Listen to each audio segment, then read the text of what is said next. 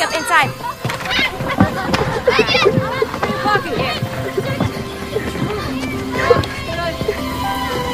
Emily, what happened?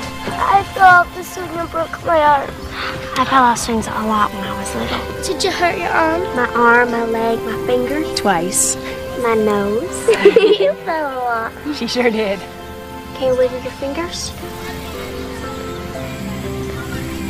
You know what?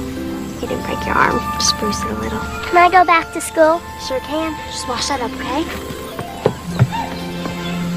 You are a natural-born caretaker, Lindy. Because I can tell a bruise from a broken bone. Because you can make people feel better when they're hurt and scared. Just like you, Mama.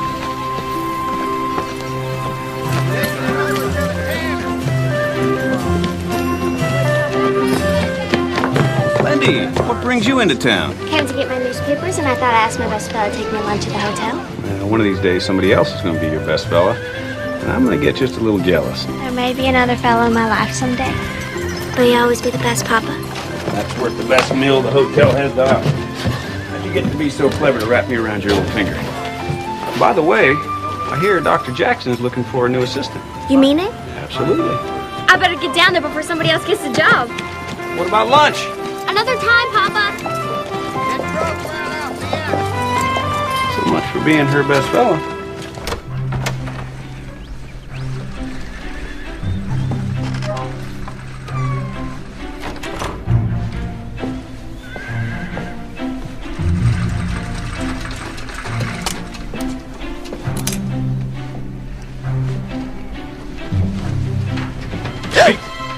Clark, you startled me. What are these for? Nothing in particular. Maybe I just wanted to give my beautiful wife some flowers. Mr. Davis, you do turn my head. Enough to steal a kiss. You don't have to steal it. Grandma? Grandpa? Did you get all the eggs? You know, the Reds have a habit of laying in the barn. Did you check there? No. Stop lollygagging around. Come on, get to it. Yes, sir.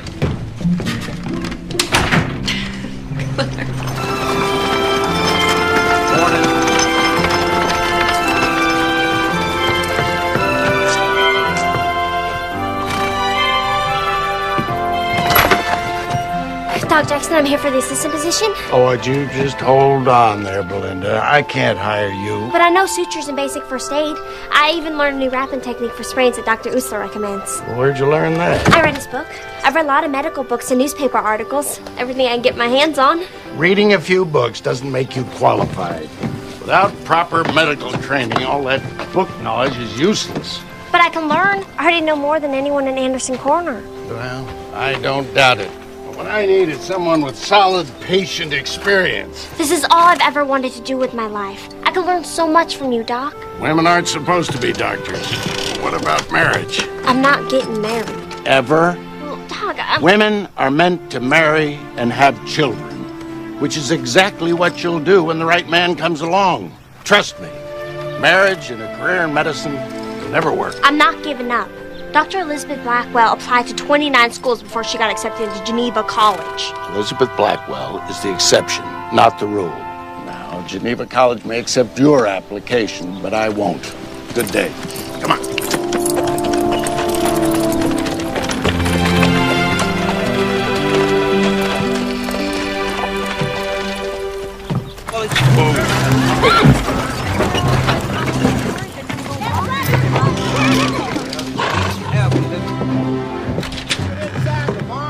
Hey, Hey, Clark, what can I do for you? I just came into town to pick up some supplies from the general store. I thought I would stop by to see if the five of you would like to come out to dinner tonight. Well, that sounds good. I'm always happy to eat at your house instead of mine. Oh, really? Well, not that Missy's cooking isn't good. It's interesting. It's all right, Zach. I love my daughter dearly, but I have to admit, she does not take after her mama when it comes to cooking. Excuse me, Sheriff. What can I do for you? I'm Drew Simpson. My uncle was Hank Simpson. Hank was a fine man. My condolences. Well, thank you, Mr. Davis, Clark Davis. Our place is next to Hank's. And, he was a good neighbor. Unfortunately, I didn't have the opportunity to meet Uncle Hank, living so far away and all. Where are you from? New York City. New York City. I bet that's a sight different than our little town. Oh, yes. Well, I mean, it's much bigger and a little bit more cultured and sophisticated. This place is clearly rather rustic. Rustic. Anyway, the stage driver suggested I ask you for directions to my uncle's place. Now, I can do better than that. Got my buckboard right outside. I'll take you out there myself. Oh, that's awful kind of you, Mr. Davis. Sheriff? Good day. Get up, man.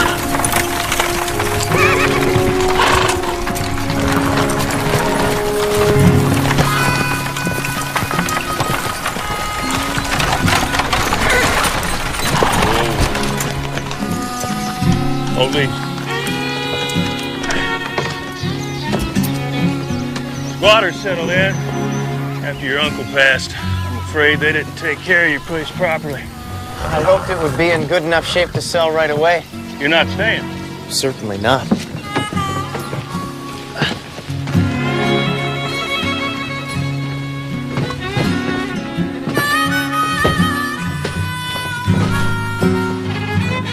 It'll take a sight of work to make it presentable.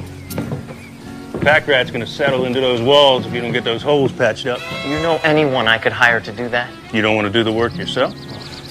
I just graduated from law school. I know all about writs and torts and the right of habeas corpus, but nothing about working on a farm. I'd be happy to help you.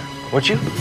Well, thank you. I'll pay you, of course. Oh, that's mighty generous, but no thanks. I can't let you work for nothing, Mr. Davis. You be allowing me to repay a debt to a good friend.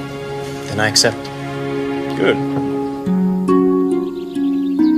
Please sit down. Thank you. It's great that you could come in today.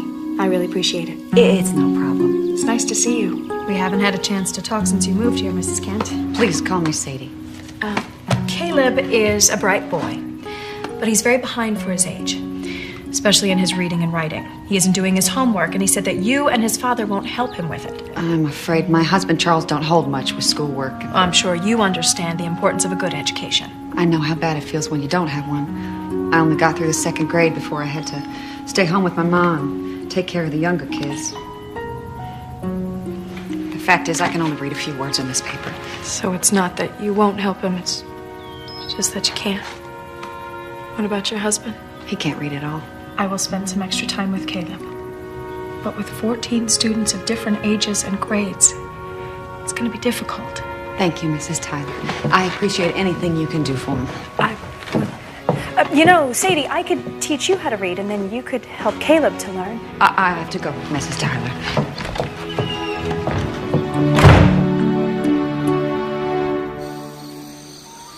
I should have figured it out. The Kents have kept to themselves since they moved into town. Couldn't have known, Mama. Well, the signs were all there, I just missed them.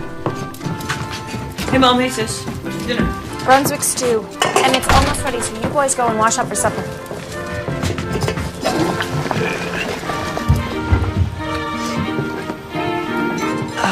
Can we go to Grandma and Grandpa's for dinner? Not tonight. Go do what your mama said. What does Charles Kent do? Well, George has hired him on part-time at the general store. He does other odd jobs. Mostly wants to get a farm for himself. How did you get all that out of him? Well, I asked him.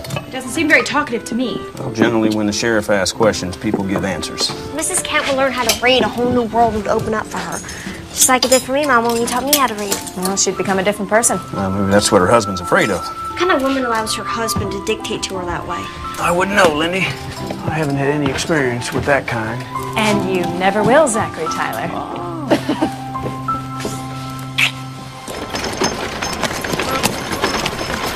Miss! Hello, miss! Is there a doctor in town? Yes, you heard? No, not me. My employer, Mrs. Stafford Smythe, has grown gravely ill. We were on the stagecoach passing through, and Mrs. Stafford Smythe became ill. I fear for her life. I didn't think she'd make it, miss. How long has she been like this? An hour or so, miss.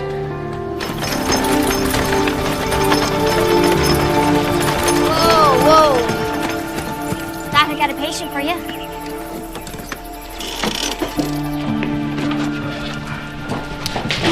All right, bring her over here on the table. Put her right here. Put her right. That's it. All right. Watch your head. Watch your head. All right. Okay. Breathing is fine. Pulse is steady. Her skin's clamming to the touch, Doc. Mrs. Stafford Smythe began slurring her words and her sentences didn't make sense. Then she collapsed. You been drinking? Of course not. Mrs. Stafford Smythe has an occasional glass of sherry, but she is a lady. How long y'all been traveling? We left Beacon Hill nearly 2 weeks ago. What's she doing out here? Visiting friends in Denver, the Montgomerys, a very prominent family. Do you think she had a stroke, Doc? Why would you say that? I read about the symptoms in Grey's Anatomy. Can you help her, Doctor? Well, unfortunately, I have another patient, possibly a breech birth. But you can't leave Mrs. Stafford Smythe. Well, there's nothing I can do for her until she comes to. And she seems fairly stable, and there's only one of me, and my other patient's situation is urgent. So if you can just watch out for her until I get back. I'll say, Doc. I don't have much choice, do I? All right, just make sure she's comfortable and keep a close eye on her. And I'll get back as soon as I can.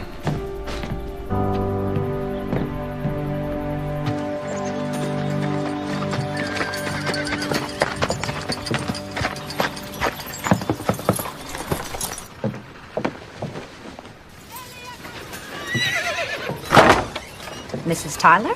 Hi, Sadie. I just wanted to talk to you about... My boy in trouble at school? Oh, no. No, nothing like that. I just stopped by to bring some books for Mrs. Kent that I thought she might be interested in. You asked her for books? No, she didn't. It's just... I thought that... Well, you thought wrong. She got no use for books here. Now, if you got a job you're offering, it's a different story. No, I'm afraid not.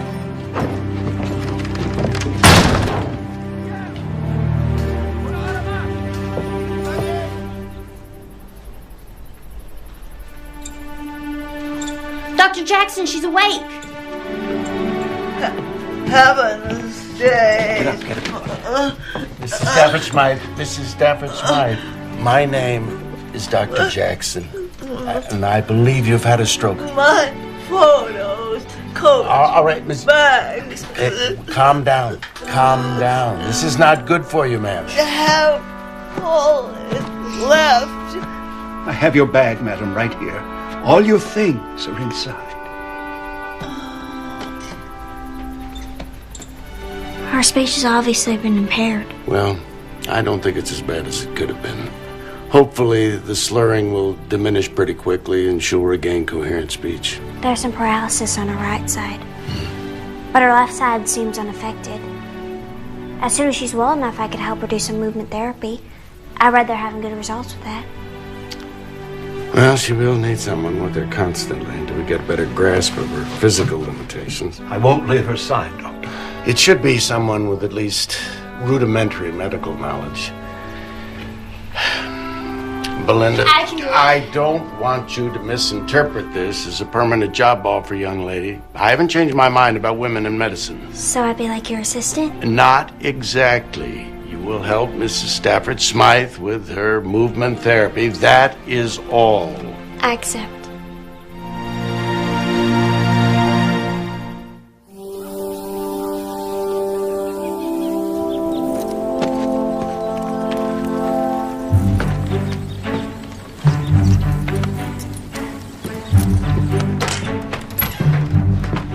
Well, good morning. Something I can do for you, son? Well, yes. I got this problem. A carbuncle that is driving me crazy. And you see, the area that's affected has been getting a good deal of sitting time, if you know what I mean. Oh, so you're trying to tell me you got a boil on your backside. All right. Well, bend over the table there and drop your drawers and we'll have a look.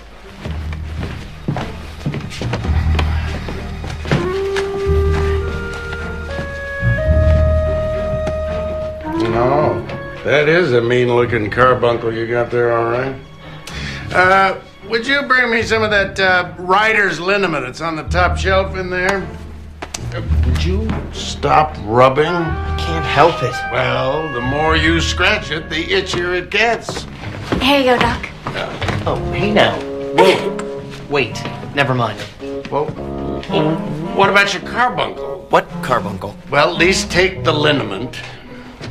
Belinda. Doctor? You see, that's another reason I can't hire a woman. How am I going to make my money with you scaring away my patients?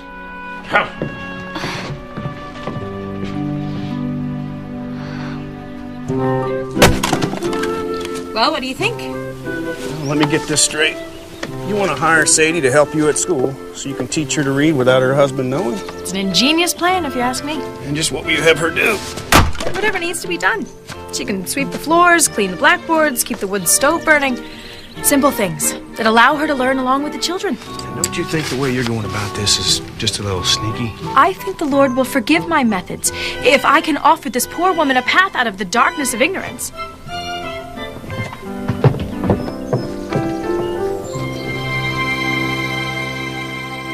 Lindy, how long is Doc gonna let you stay on at the clinic? As long as Mrs. Stafford Smythe needs me. After that, Doc says I get the boot. You will prove yourself so indispensable that he will never want to let you go. That's the idea. Grandma, there's one too many plates for the table. We have a guest joining us for supper. Hey, come on in, young man. Let me introduce you to everyone. This is my wife, Marty. Hi. Hi. His daughter, Missy. How do you do? And this is my granddaughter, Belinda. Lindy, this is Mr. Drew Simpson. He inherited Hank's place, and he's come here all the way from New York City. It's a pleasure to meet you, Mr. Simpson. I trust your journey here hasn't left you suffering any adverse effects. Nothing worth speaking of. Well, I'm sure we're all very interested in hearing about your journey. I know I am. Yeah. Come, we're having a simple dinner, but fried chicken, I hope you like it. Lord, we thank you for the food that's in front of us, the family that surrounds us, and the new friend that's joined us at our table. Amen. Amen. Jacob, honey, guess first. Would you like a biscuit, Mr. Simpson? Thank you. I'm very sorry about your uncle. He was a wonderful man. Belinda spent quite a bit of time with him in these last few weeks. She nursed him right to the very end. That was very kind of you. Well, Lindy's a natural caretaker. In fact, she's working in town with Doc Jackson. I hope to be a doctor someday. Oh, that's rather unusual, isn't it? Pardon me? A woman doctor. It doesn't seem quite appropriate. Appropriate? Why would a lady want to subject herself to such a mentally and physically taxing line of work? Oh, boy. I would think being from New York City, you'd have a more enlightened view of women. And by enlightened, I assume you mean a view that agrees with yours? Ladies are every bit as capable as practicing medicine as men are. I could recommend several recent newspaper articles for you to read. That is, if you're open to being educated. I think you'll find the majority of men uncomfortable being tended to by someone of the weaker sex. That's true. Some men might be so intimidated that they run away in embarrassment. I'm just saying that, like most men, when I marry, I'll need my wife at home. She'll have enough to do just taking care of me and our children. I'm sure she will. More potatoes, anyone? Yes. Please.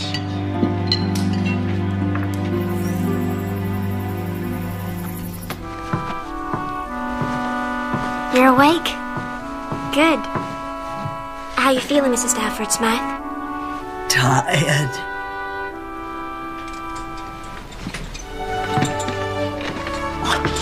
No, don't need help. Your speech is better today. But not my arm.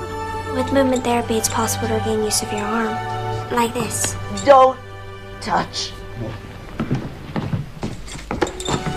You're awake, madam. This is wonderful.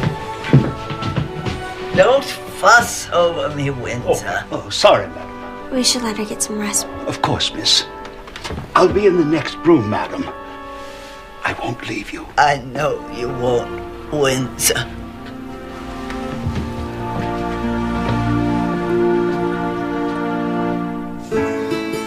I'd be at a great disadvantage if you hadn't been available to help me fix up the place, Mr. Davis. I never got it good enough to sell. Glad to do it. Be careful now, you don't catch yourself on a rusty wire. Hold on. Let me take a look at it. Let me see it. No, it's nothing. Let me see it. Oh, yeah, that puncture wound's deep. Tell you, the one thing you don't mess around with is rusty wire. You get a nasty infection. Now, once you go into town, I want you to see the doc. I'm fine, really. Go on now. I mean it. You don't mess with rust in a gut. I'll finish up here. Yes, sir. All right. Whoa.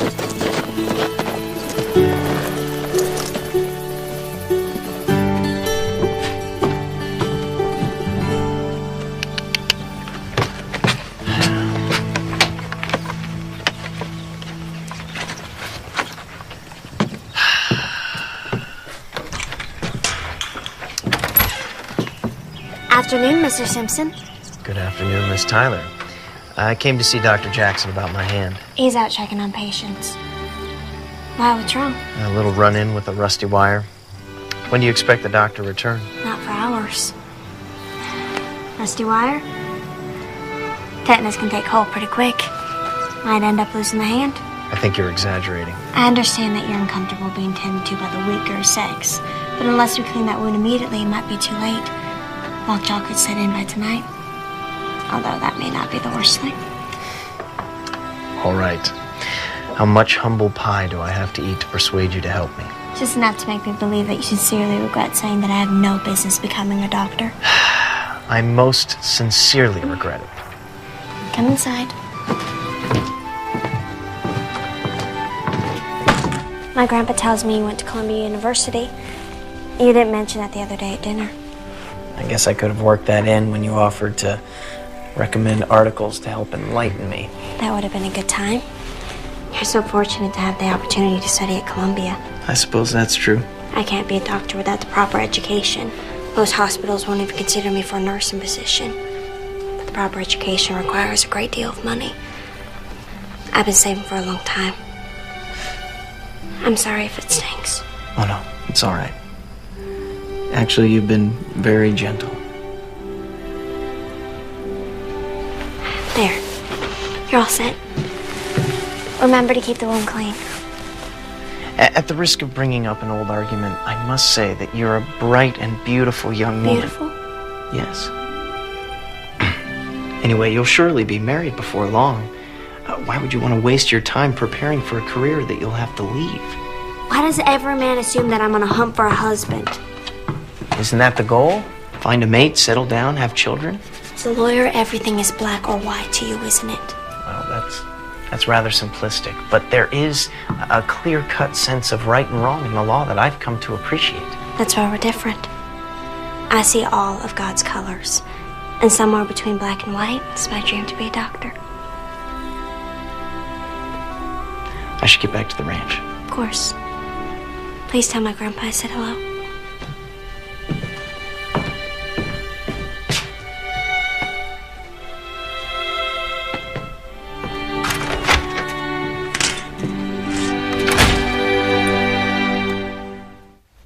Those sheets are rough.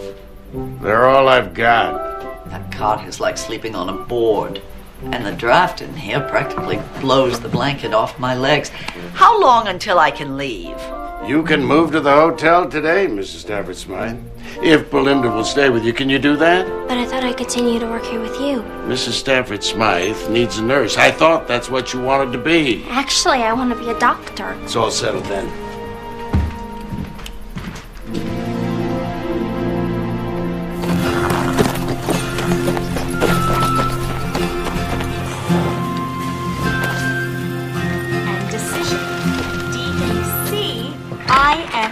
ISION. I think that's recess. You're dismissed. You want me to keep an eye on Mrs. Tyler? Yes, thank you, Sadie. Is everything all right? You forgot your lunch today. Oh, you were so sweet to bring it. I am starving. Thank you. Saw Charles Kent this morning. He told me Sadie really enjoys working here. She is learning more and more every day. She's already ahead of Caleb. Now she can help him with his work. I know how much you want to help Sadie, but Charles is a proud man. Pride is a man's downfall, Zach. All I'm saying, Missy, is that he won't take it too well if he finds out she's doing something behind his back. I'll see you tonight. Bye.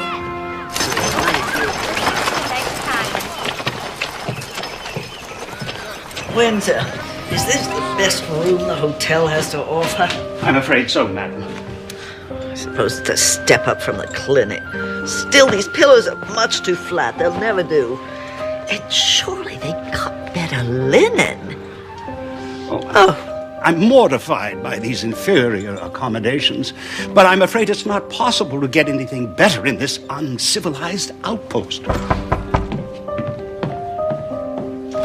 Oh, Miss Tyler, please come in. Madam, I'll just be down in the restaurant to check on your tea. Wash the china yourself, Windsor. I don't trust these people to have high standards of cleanliness. Yes, ma'am.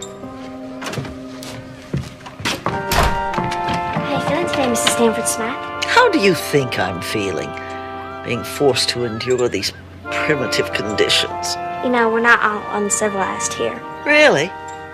Did I somehow miss seeing the opera house? Or a good library? Or even a hat shop with the latest fashions from Europe? No? I thought not. Anderson Corner has other things to offer. Such as? Good people, and a church that welcomes everybody, including strangers. And we take care of each other in difficult times. You've never even been outside this small town, have you? Actually, I was born in New York. I didn't come here until I was 14. So I do know a few things about the world outside. But I much prefer Anderson Corner. You actually like it here.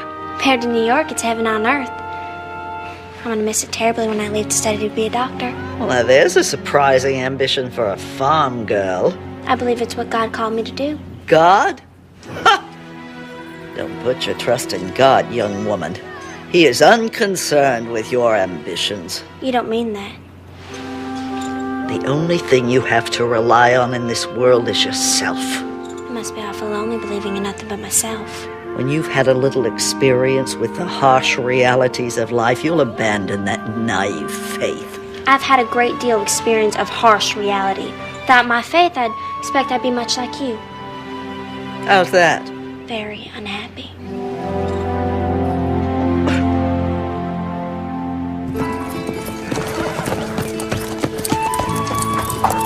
Whoa, whoa, whoa.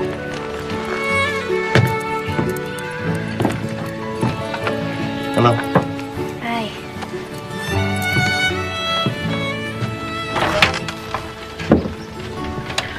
Drew, I'm so glad you could join us for supper. Belinda, I need some eggs, please. All right, Grandma. Everyone here works for their supper.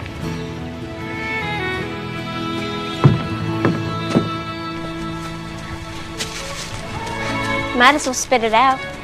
What? Whatever it is you're stewing over. I apologize for being so opinionated and outspoken. You probably can't help it. Can you? Not to save my life. Truce? Truce? Truce.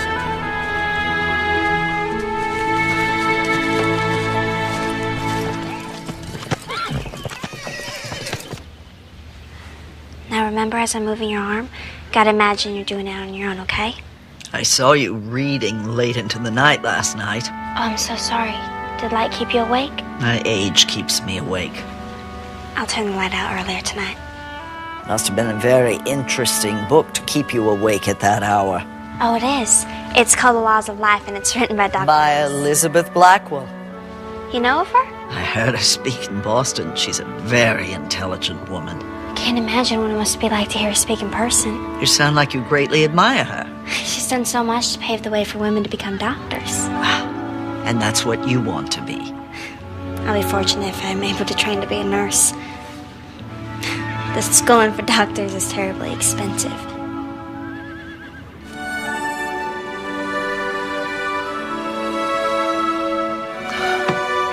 You moved your arm? Your powers of observation are remarkable.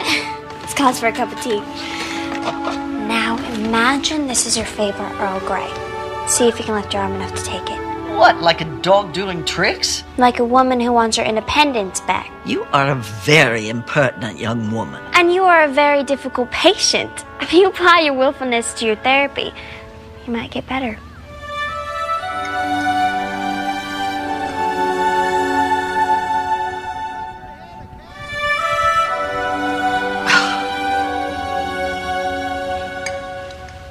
We'll try again in the morning.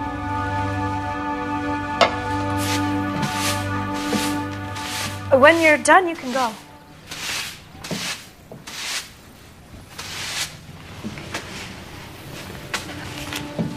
Who is Charles Dickens? A very talented author. You can borrow the book if you like. Oh, no, thank you. I'll see you tomorrow, Mrs. Tyler. Okay.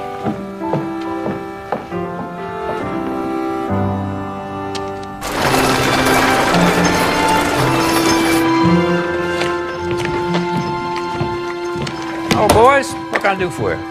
Mom needs some flour. All right, what kind? She usually has wheat. Wheat's good. Yeah. All right. Ah! You okay, Mr. Brown? Mr. Brown! Dad, Mr. Brown is ill!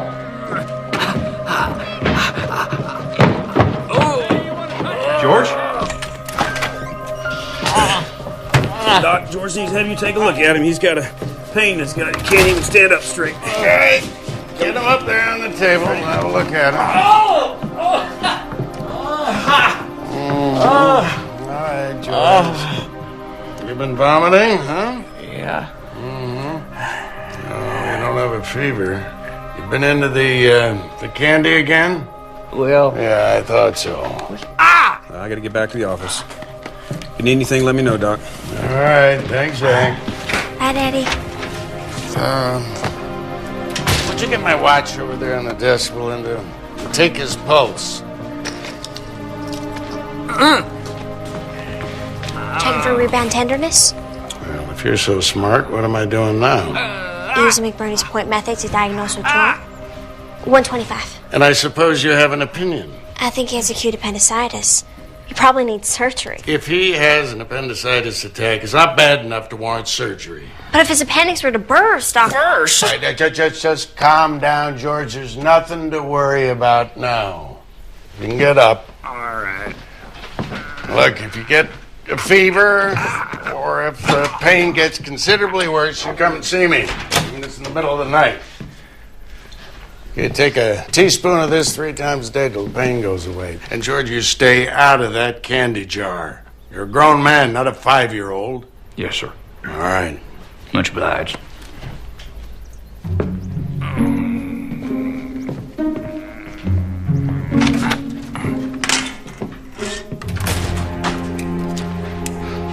Now listen here, young lady. A good doctor never performs an unnecessary surgery. It's too risky, unless the patient will die without it. But he had all the symptoms. If he had acute appendicitis, George would have been right off this table from the pain. Might even have passed out. Probably has nothing worse than a simple stomach ache.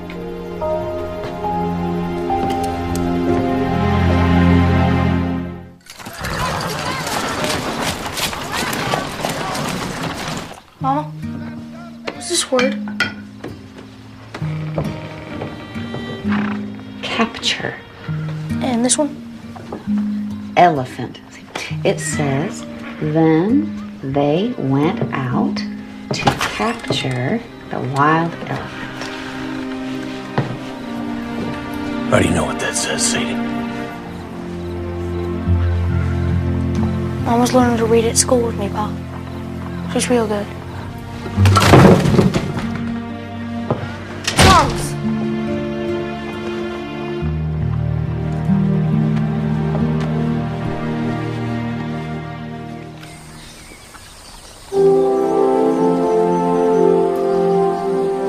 Oh, you sure are a lucky man to have a wife who cooks like Marty does.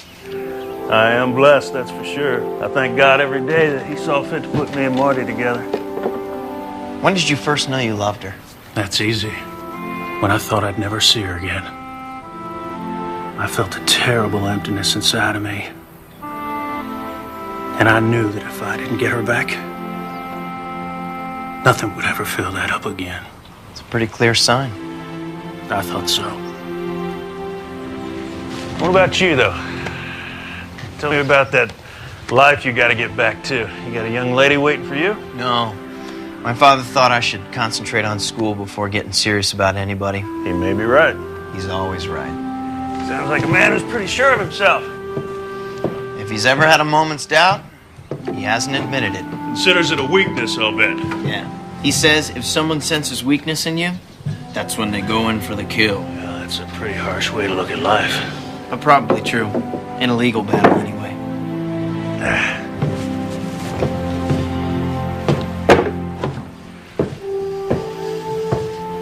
Now, we can both go up on that roof. You can find a way to hurt yourself again. Or you can take the wagon into town and pick up those supplies that we ordered. That's an easy choice, sir.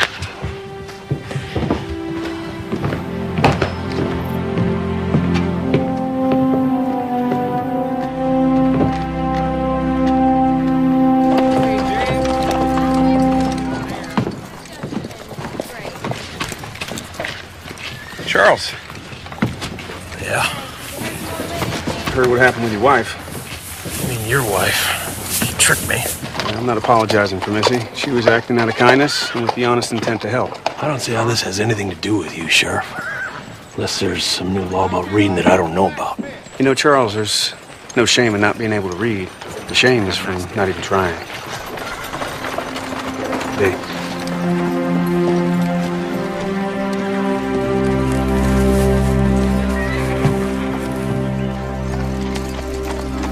I know it hurts, but that's a good sign. It means your nerves are kicking back in. If you just try a little bit harder. I am trying.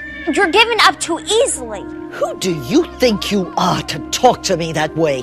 An ignorant, low-class girl in a godforsaken town in the middle of nowhere. I may not have a college education, but I'm well-read and definitely not ignorant. And as for class, I come from a good family that could teach you a few things about what that word really means. Get out of my sight. With pleasure.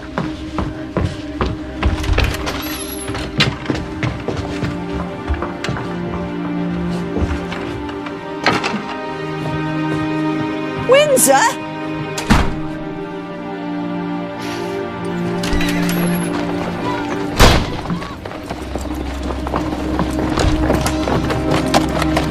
Miss Belinda!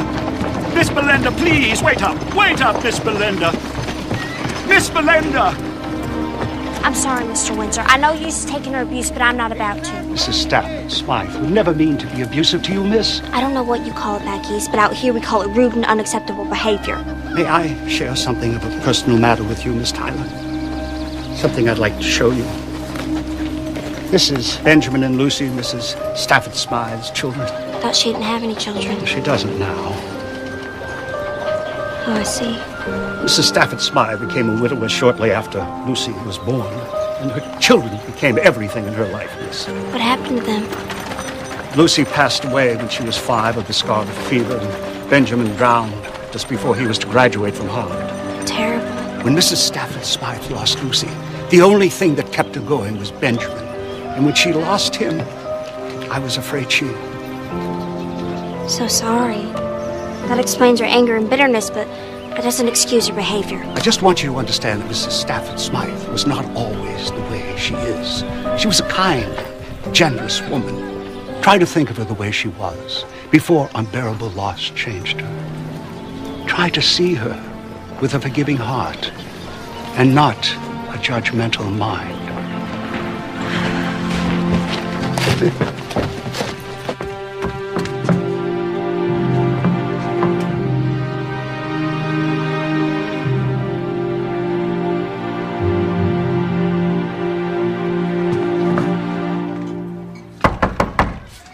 Come in.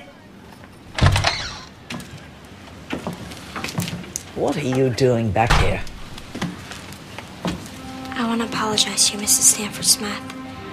It was inexcusable for me to speak to a patient like that, no matter how challenging you are. This submissive demeanor is out of character for you. Does it have anything to do with Windsor rushing out after you? He told me a little bit about your background, but please do not be angry with him. He knows better than to discuss my private life. He's devoted to you. The only reason he told me is because he believes you need me. I don't need anyone to help me. We all need someone.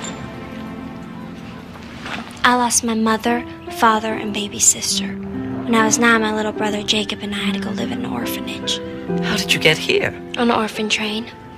They go from town to town, giving kids to whoever want them. Sometimes they're good families, and sometimes they're not. If it wasn't for Missy and Zach, me and Jacob would be separated forever. I'm sorry for you, Belinda. But now you know why I turned from God. No, I don't. How can you still have faith? I know we never really die. I'm connected to the people I love in life, and I know we're still connected in death.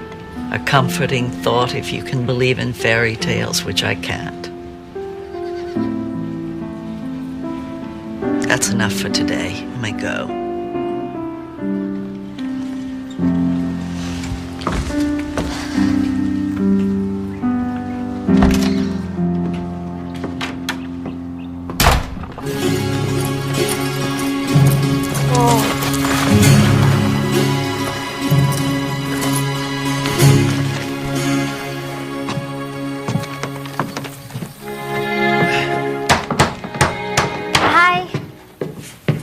Belinda. I was visiting my grandma and she wanted me to bring lunch to y'all. Well, your grandpa went into town to pick up some lumber. He should be back soon. I'll just leave this here then. Wait. Why don't you stay and visit a while? I can't. I should be getting back to the clinic. Well, I was thinking that maybe we could have lunch at the hotel sometime. I'd like that. Tomorrow? Well, sure.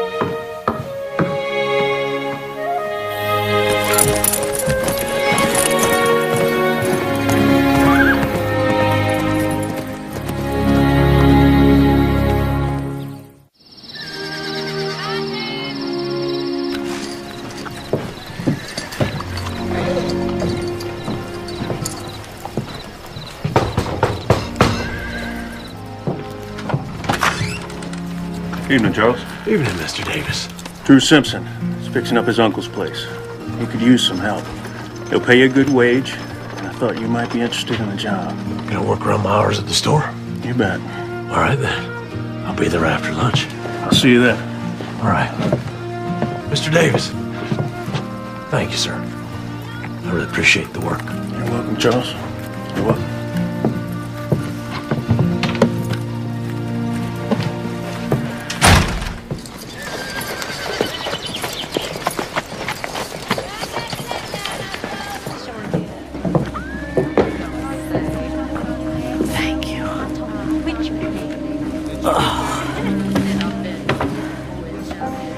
I envy you your faith, Belinda, but I can't share it.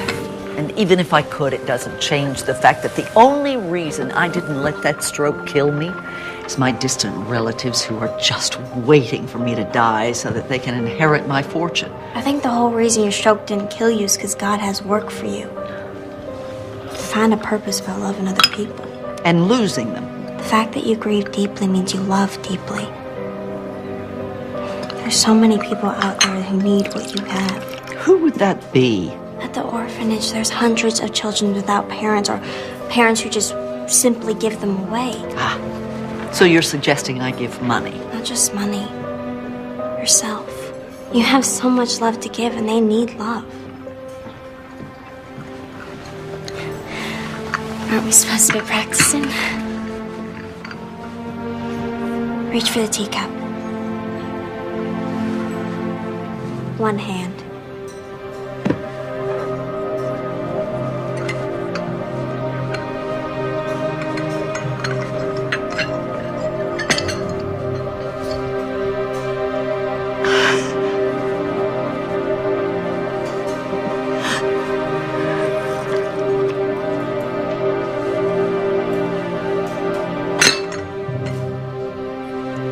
Best cup of tea I ever had.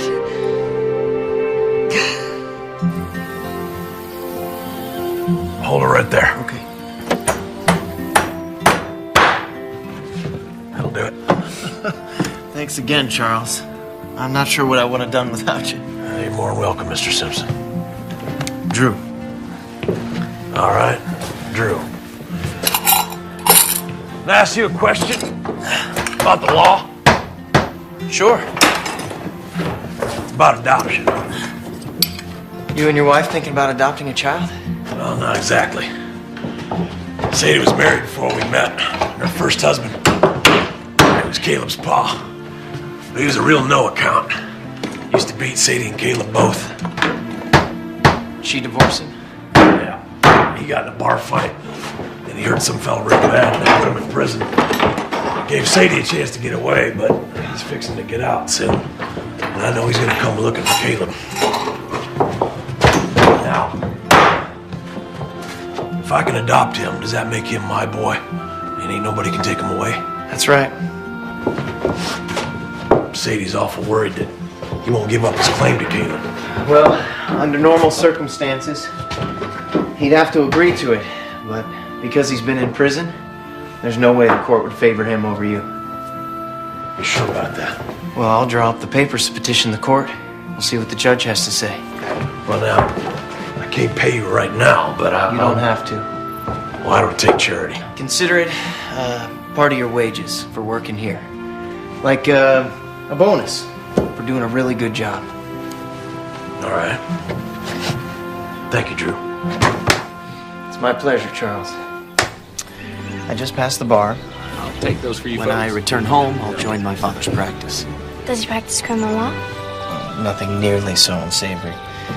No, he handles mostly contracts, wills, trusts, that sort of thing. My father represents some of the wealthiest people in New York. So you only be helping the rich people?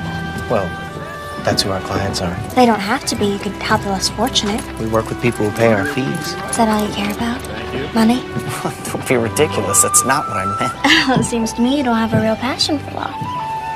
Well, the definition of law is reason free from passion. Do you have time to take a walk? I should be getting back to Miss Stafford Smythe. A short one.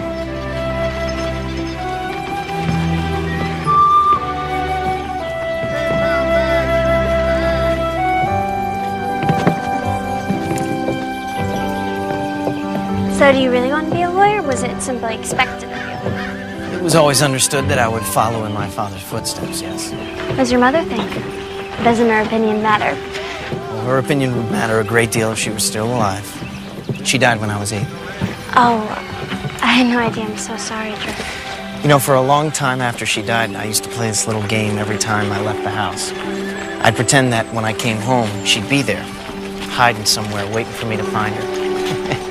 Of course, the only thing I ever found was the latest governess my father had hired. He gave me every material advantage I could ever hope for. The only thing I ever wanted was my mother to be there when I came home. You're privileged to have both your parents. Actually, I was adopted. I would have never guessed they're not really your family. I mean, not that... It's all right. First, I didn't feel like they were my family. And they made me realize that loving someone has nothing to do with being related. Everything to do with opening your heart and letting someone in. I envy the relationship you have with your family. Why? You really love each other. I haven't felt that since my mother died. That sense of security, of knowing that someone will always be there for you. You'll never be completely on your own again. Yes. Exactly.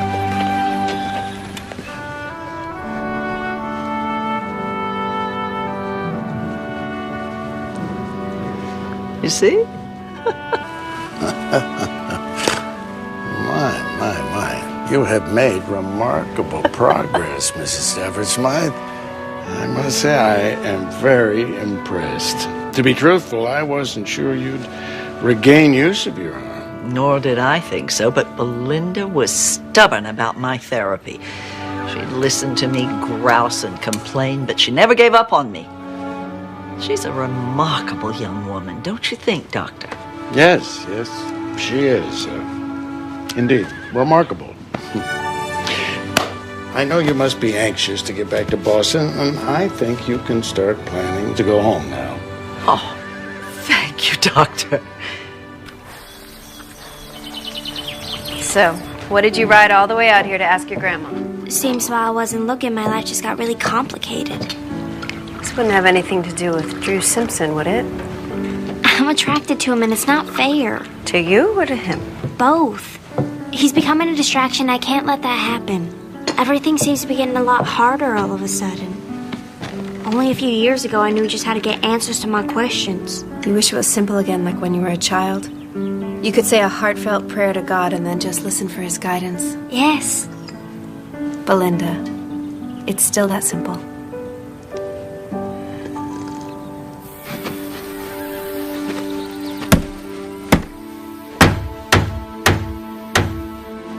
Here, you want to take a break? What? Oh, no. I'm fine.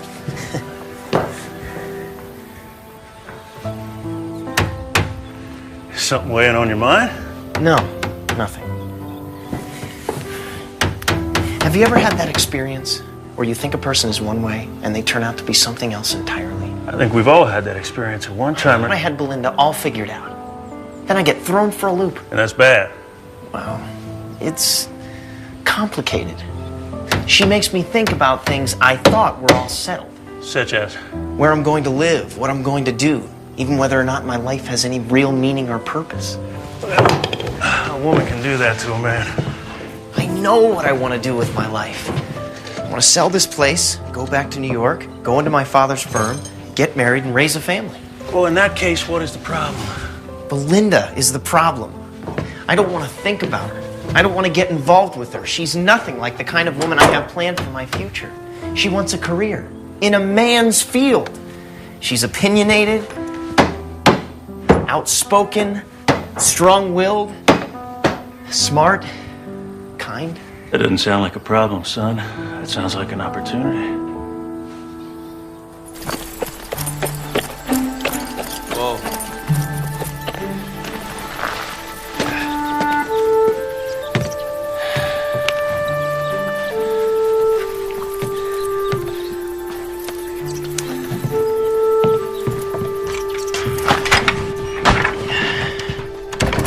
Is that your hand again? It's my finger. I think it's broken. There ought to be a law against giving you a hammer, son. For your information, the first time I hurt myself, it was on a wire. Maybe you should stick to lawyering.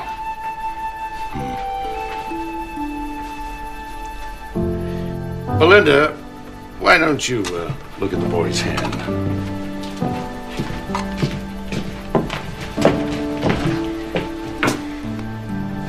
Can you bend it? I guess I can. I think it's just a bruise. I can splint it if it's broken. It might be quite cumbersome. Just leave it. Have lunch at the hotel with me today. I'm sorry, I can't. Tomorrow, then? I have Mrs. Stafford Smythe to tend to. Well, maybe we could find time. Do you want the splint? What? No. No splint. Then excuse me. I have work to finish.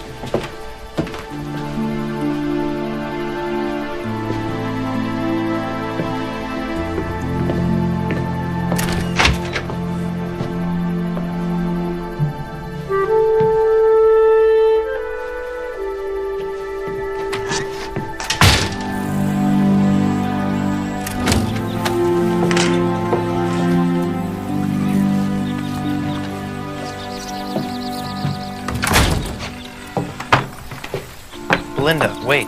I have to get home, Drew. I have things to do. Why are you being like this? What happened? I don't know what you mean. Yes, you do. When the farm sells, you'll be moving back to New York, right? Well, yes. And I'll be staying here. So where does that leave us? You'll go back to a life I can barely imagine. Meeting with rich clients in a big office, going to fancy balls with orchestras, dancing with well-bred girls in satin gowns. After a while, you won't even remember me.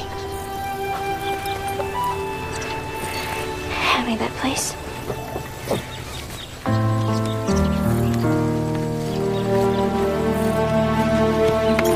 Come on, Jackie.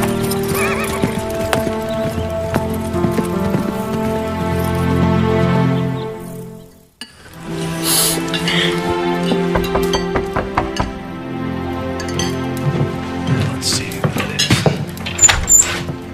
Hey, Charles. Evening, Sheriff. Awful sorry to interrupt your family meal.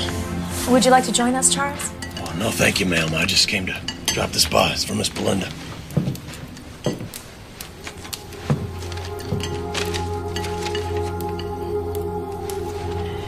Seems Drew hurt himself again. I better go check on him. I'll be back as soon as I can, Mama. Thank you, Charles. Sure.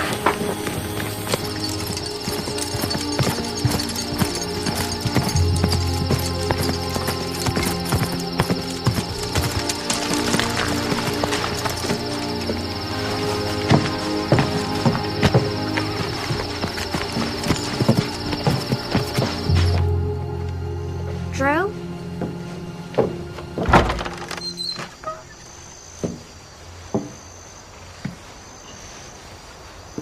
What? I believe this belonged to my aunt. Probably meant a great deal to my uncle. This isn't a fancy ballroom. There isn't an orchestra.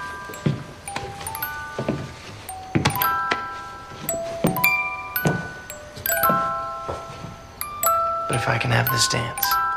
I promise you, Belinda, I will never forget it.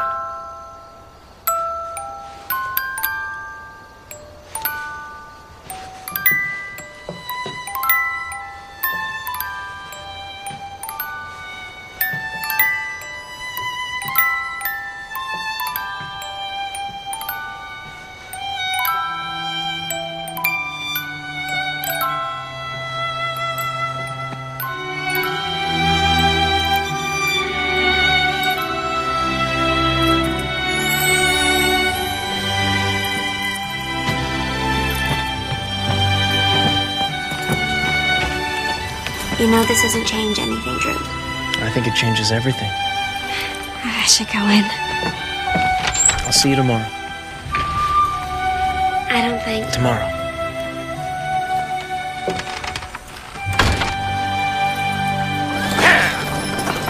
Dr. Jackson has given me the go-ahead to travel home to Boston. I'm very happy for you, Mrs. Stafford Smythe, but I am going to miss you. I'd like you to come with me, Belinda. If you're worried about the travel and Mr. No, I'm not looking for a traveling companion. I'd like you to come back to Boston and live with me. Take me to that orphanage. I'd like to meet those children. You don't need me to take you there. I'll just get you the name of the orphanage. Well, Belinda, there's more. I would like to pay your way through college and medical school. You shouldn't have to settle for small dreams. Dare to go for the big ones. You'll make a fine doctor, Belinda. That's a much too generous offer, Mrs. Stafford Smythe. I'm afraid I can't accept it. Why on earth not? Because it'd take me years and years to pay you back. Well, it's not a loan, it's a gift. I'm a very wealthy woman. I can afford to do this for you. I would like to think if my Lucy had lived, she might have grown up to be just like you, Belinda. Even if I could accept your offer, they'd never accept me into a good college. I mean, most of the schools don't even allow women. Oh, posh. I'll just send up a smoke signal to my friend Sam Gregory. Dr. Samuel Gregory? The Dr. Samuel Gregory who founded Boston University School of Medicine? Yes, one and the same. I don't know what to say. Well, say yes. Thank you, Mrs. Stafford Smythe. Thank you. Now, I know that you'll need to talk this over with your family. But when I leave next week, I hope you'll be with me.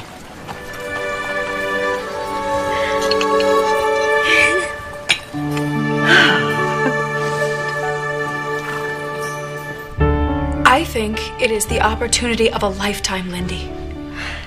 But Boston is very far away. And we'd certainly miss you. And I'm gonna miss you. And Papa and Grandpa and Maddie and Jacob. I can't leave Jacob. Oh, we'll take good care of him. Besides, we all knew that you were going to have to leave Anderson Corner one day if you were going to get a good education. It scares me about thinking of leaving everyone. When I came out here from back east, I was scared too. So was I. When I left with my first husband, Willie, I had no idea what lay ahead. The only thing I knew was that I was leaving the only home I'd ever known. How'd you both do it? When you face the unknown, you have to gather every ounce of courage you possess, and then tell yourself that if it's the right thing to do, everything will work out fine. And if it doesn't, you can always come home. So you think I should go? I think you should do what your mom and I both did. Pray about it. And then decide.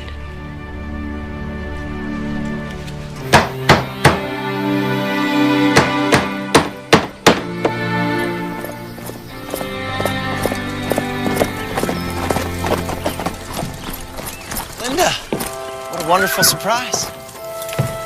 I can only stay a moment, Drew. Something entirely unexpected has happened and I wanted to let you know.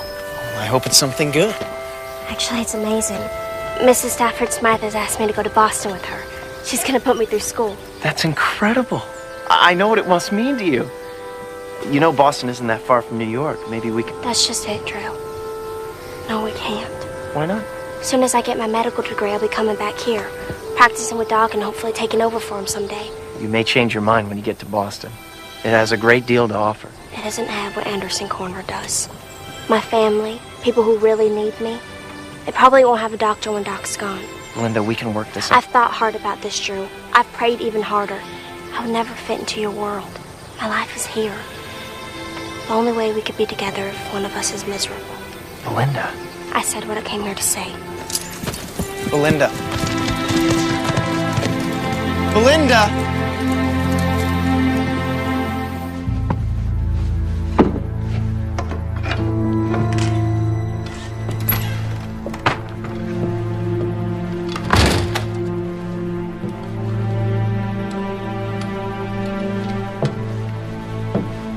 Who is it?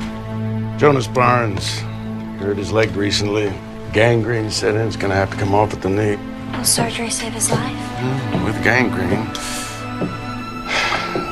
I don't know. But if I don't do it, he'll die within the day. I can help. Linda, this is life-threatening, gruesome surgery. I can handle it, Doc.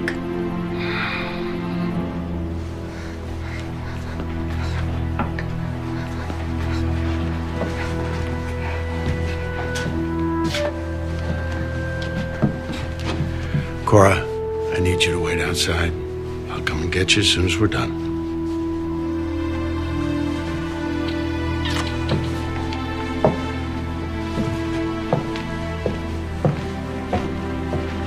All right, Jonas.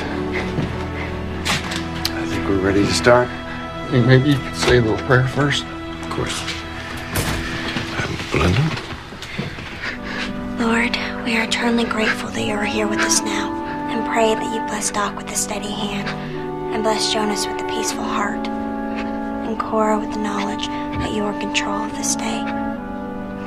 Amen. Amen. Amen. All right. I need you to lay back there now. Everything's gonna be all right. Count to 10 with me, okay? Okay. 1, 2, 2, 3, 3, 4, 4, 5, 5. 6.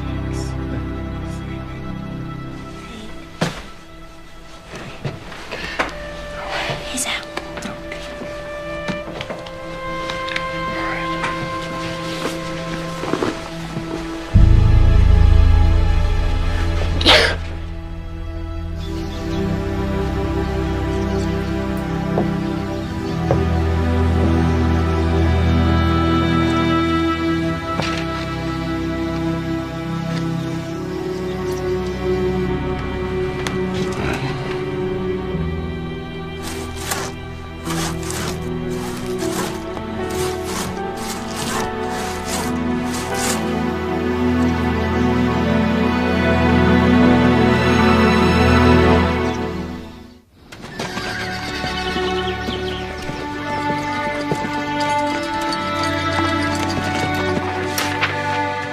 This starts the process to make you legally Caleb's father. I'll just need you to sign there, and then I'll file the paper with the court. You really think the judge will grant the adoption? I can't guarantee it, but it should be an open and shut case.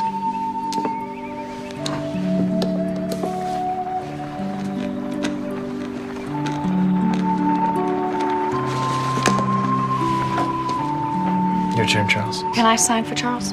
Well, I'm afraid not. You just put your X right there.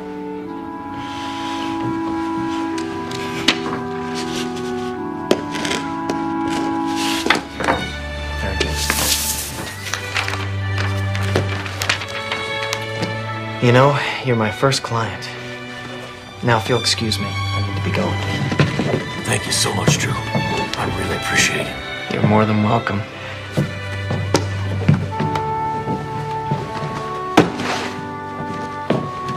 Thank you, Sadie.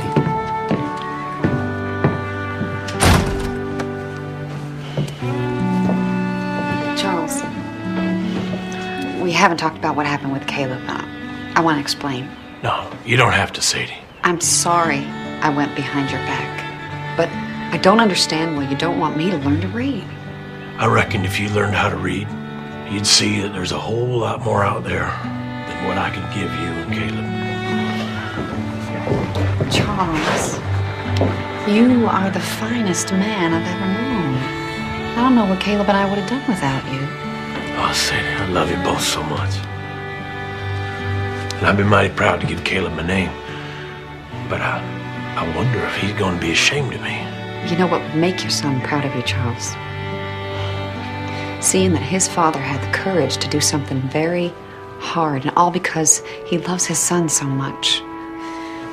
If I can do it, I know you can, Charles. Sure would be nice to be able to read that piece of paper that says I'm Caleb's pa. I think she might teach us together.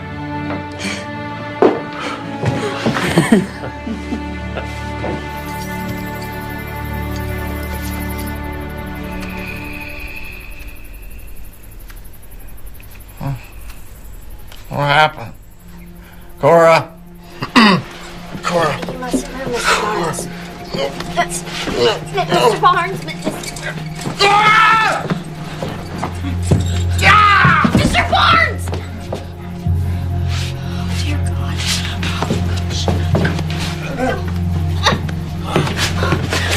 What happened? He got scared. He started asking for Cora. I tried to stop him, Doc. I'm so sorry. All right, go get some bandages. Hurry. Hurry.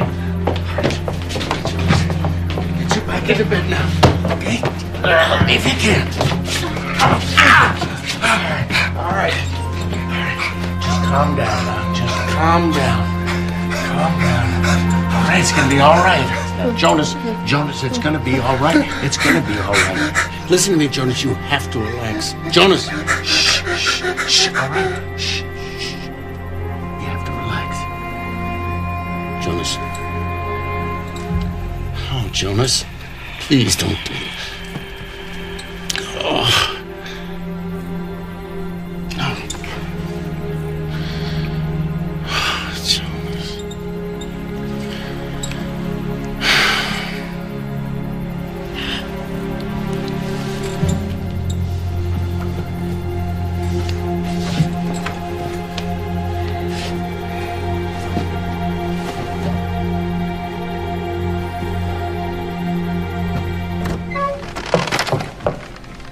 Hi, Lindy.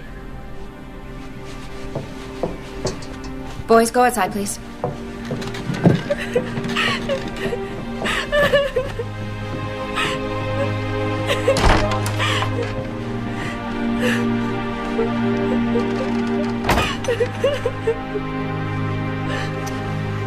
Poor dear. I tried, Grandma. I really did. He was so strong. How could he be so strong after what he went through? He was very frightened. Fear can do that. I haven't seen anyone die since my mom and baby sister. So horrible to see the life drain out of him so fast. I'm so sorry, darling. It was so awful. It wasn't your fault, Belinda.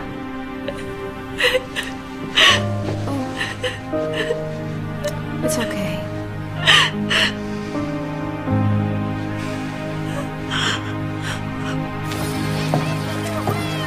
It must be hard on him to lose a patient he's tried so desperately to save.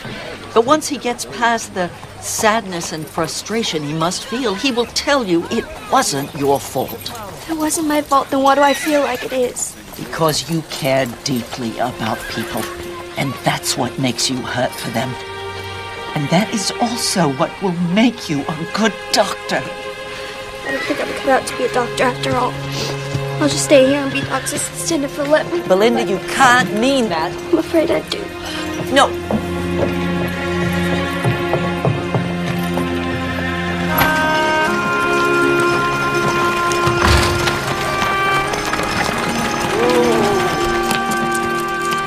Hello, Mrs. Stafford's mind. Did you tell Belinda it was her fault that poor man died? Of course not. Did you tell her it wasn't? Well, you don't mean that. I didn't think. Exactly.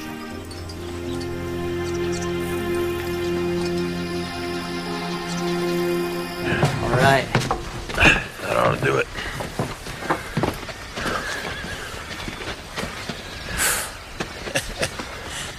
I don't think you have any trouble finding a buyer now. I already know the buyer I want. Charles, would you and Sadie like to take this place? Oh, we could never afford a place like this. You could if I loaned you the money. We can never accept a loan that big. What if we called it a mortgage? Except you can pay it off as you can. In a way, I owe you, Charles. You showed me how good it feels to practice the law when I'm helping someone who really needs it. So, Charles, what do you say? Will you take this place off my hands for me? Yes. Yes, I will. Thank you. You're welcome.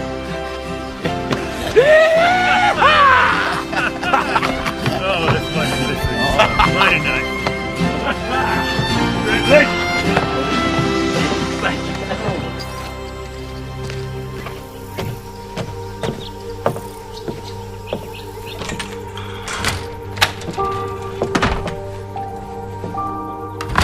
Doc? Doc, are you here?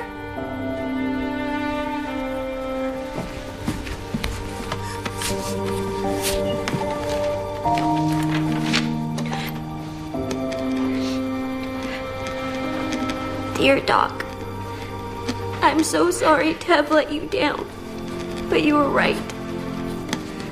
I don't have what it takes to be a doctor.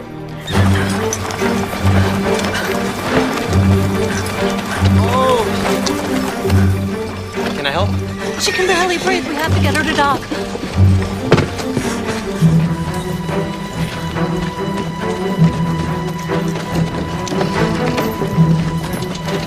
Hold on to her.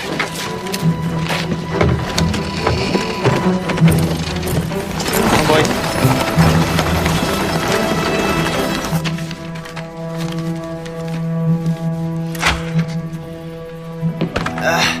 Where's the doctor? He's not here. Belinda, I need your help. You have to help her. She's turning blue. I don't know what to do, Caroline. I'm sorry. You're her only chance right now. I can't be responsible for Sally's life. This is your destiny, right? This is what God wants from you. You have to believe that, Belinda. I do. Please. Okay. Trouble breathing. What is it? What's wrong with my baby? It could be a number of things. If my diagnosis is wrong. Please, Belinda.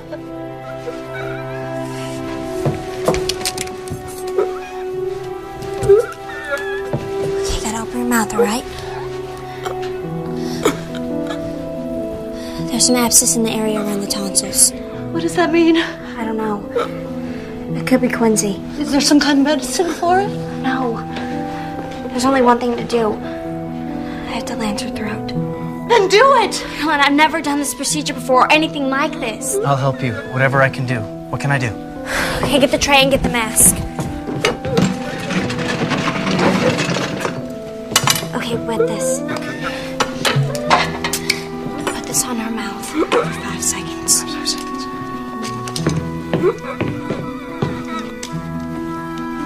1, 2, 3,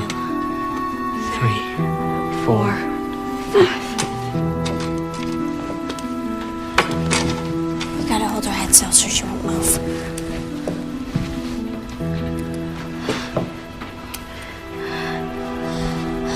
Dear God, guide my hand.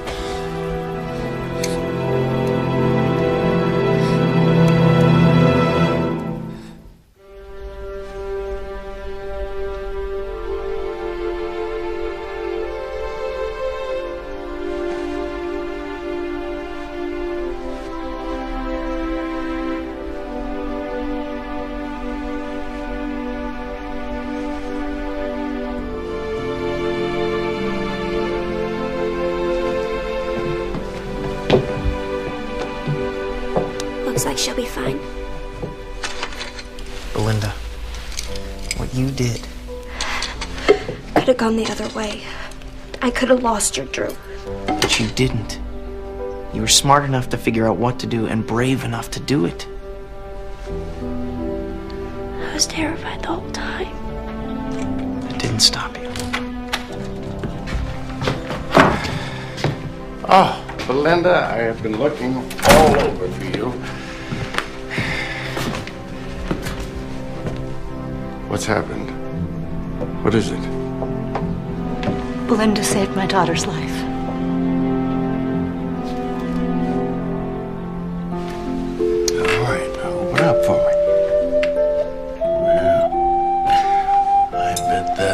was really sore, huh? Good excuse for your mama to churn some fresh buttermilk for you. I sure will.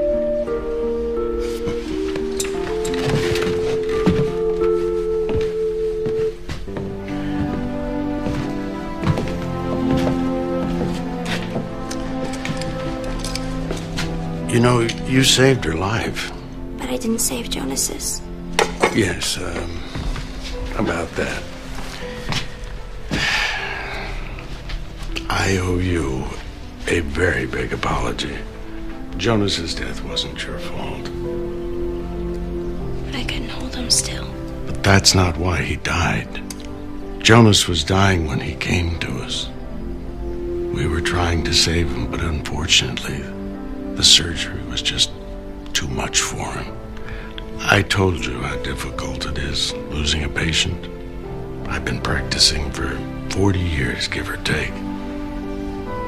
That never gets any easier. When it hurts this much, it just means that you care that much more about your patients. I don't think I'm good enough to be a doctor. Oh, yes, you are, young lady. You go back to Boston with Mrs. Stafford Smythe. But you just make darn sure that you come back here when you're a doctor. Well, don't start crying or else I'll think I made a mistake after all.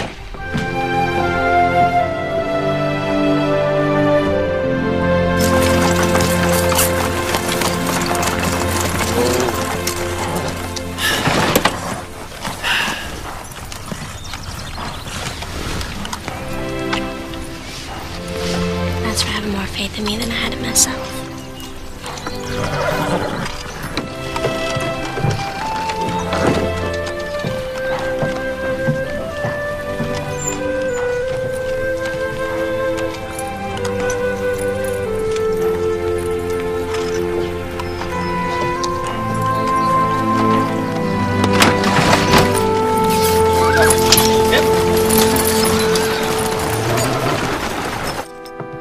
Are you sure you don't want us to see you off at the stagecoach?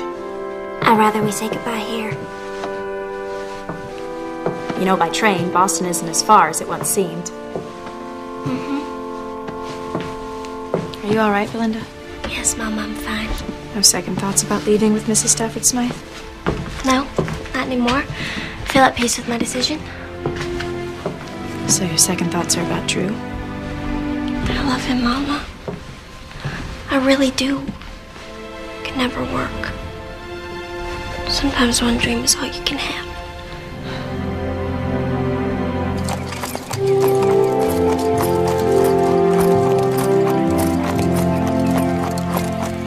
Whoa. Morning, morning.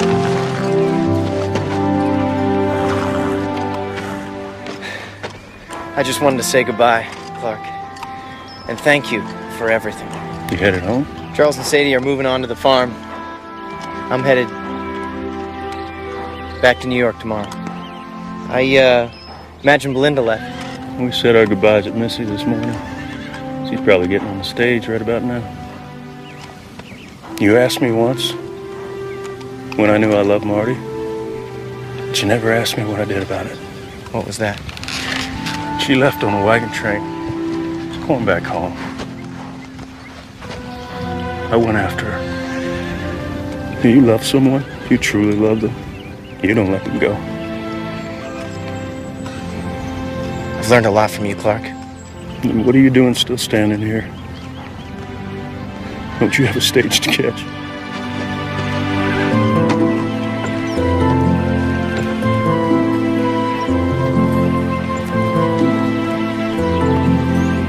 Last call, Denver Stage! All aboard, folks! Last call, Denver Stage! Whoa! Linda! Oh my goodness. Don't go! I'll practice in Boston while you're in school.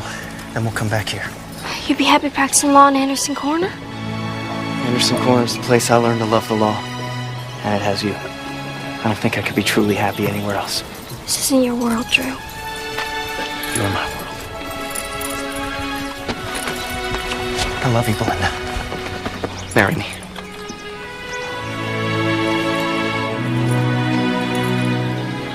Oh, there's a train back to Boston most every day.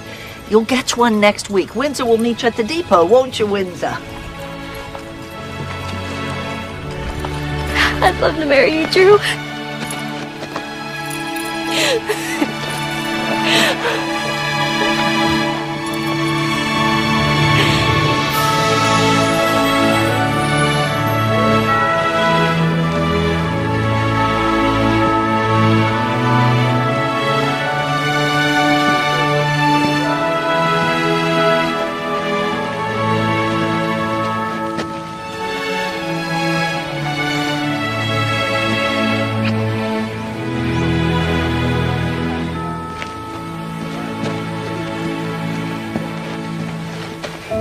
You, Andrew, take Belinda to be your lawfully wedded wife, to have and to hold, for richer, for poorer, in sickness and in health, forsaking all others, till death do you part?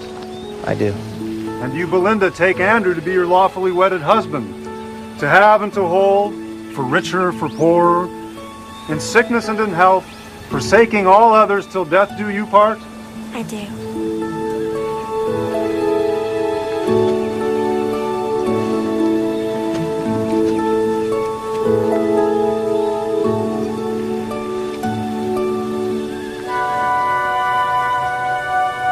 I now pronounce you man and wife.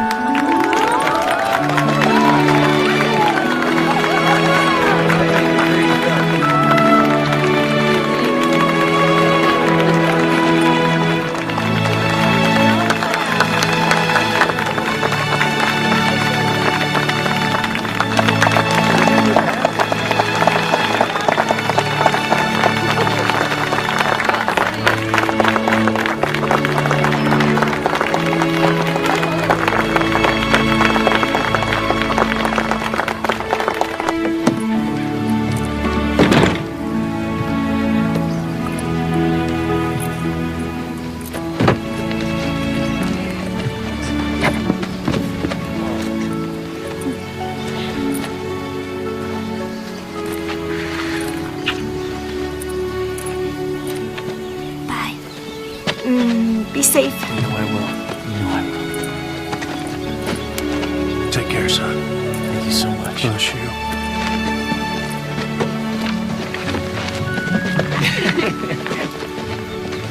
Bye, Grandpa. All right, take care, honey. Come here, Jacob. Good? Marty. Take care. Thank you. Absolutely. Take care, my girl. Will do.